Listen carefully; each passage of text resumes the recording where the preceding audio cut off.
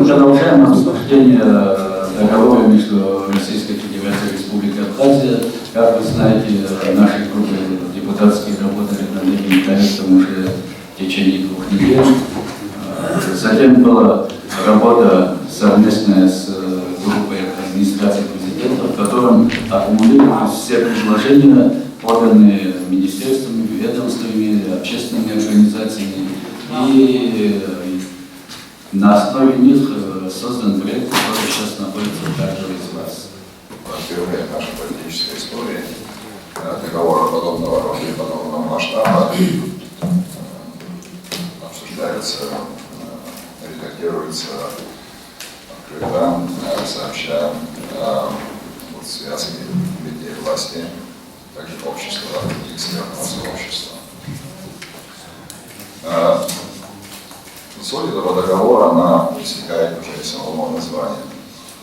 Основываясь на базовом рамочном договоре между Абхазией и Россией, ценя наши исторические и традиционные связи, добрососедства и партнерства, наши стороны хотят углубить и усилить взаимоотношения, развить их по различным направлениям, сделать их действительно союзническими, постараться сделать так, чтобы Абхазия посредством нормативных актов подобного рода имела возможность в перспективе вступать в общие коллективные политические институты, например, Евразийский.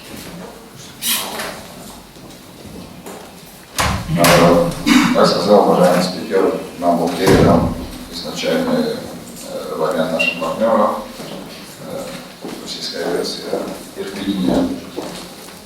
Мы постарались сформулировать свои представления в этом договоре, свои представления о том, в каком образе должны развиваться наши взаимоотношения, насколько они должны быть углубленные, насколько мы можем делегировать часть наших полномочий, наших союзников и наоборот. Из этого родился называемый парламентский вариант, парламентская версия договора, там были консультации с общественными организациями и так далее, и так далее. Мы постарались, наверное, не в полном объеме, постарались, на взгляд рабочей группы, ценные, важные предложения в этом парламентском договоре учесть. Потом была коллективная работа новой рабочей группы, где участвовали практически без исключения все министры и иностранных дел, юстиции, экономики, юристы аппарата президента, юристы правительства, экономисты.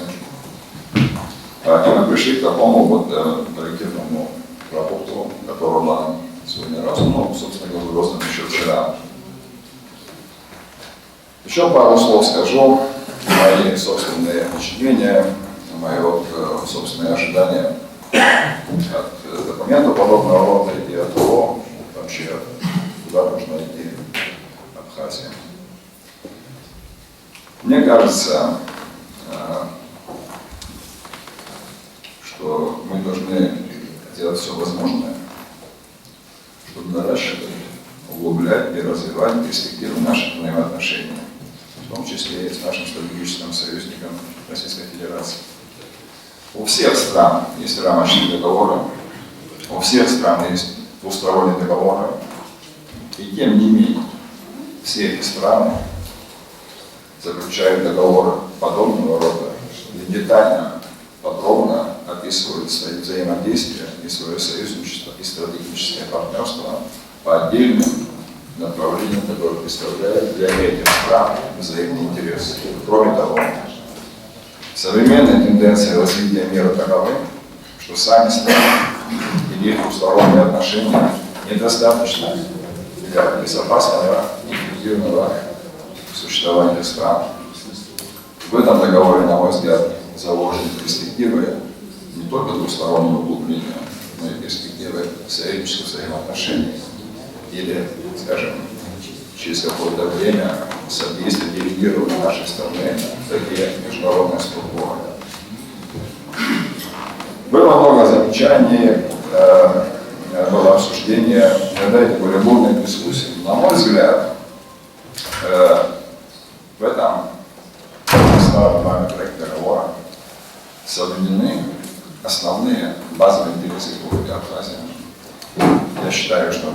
в этой версии в Абхазии не поступились ни своим суверенитетом, ни своей независимостью.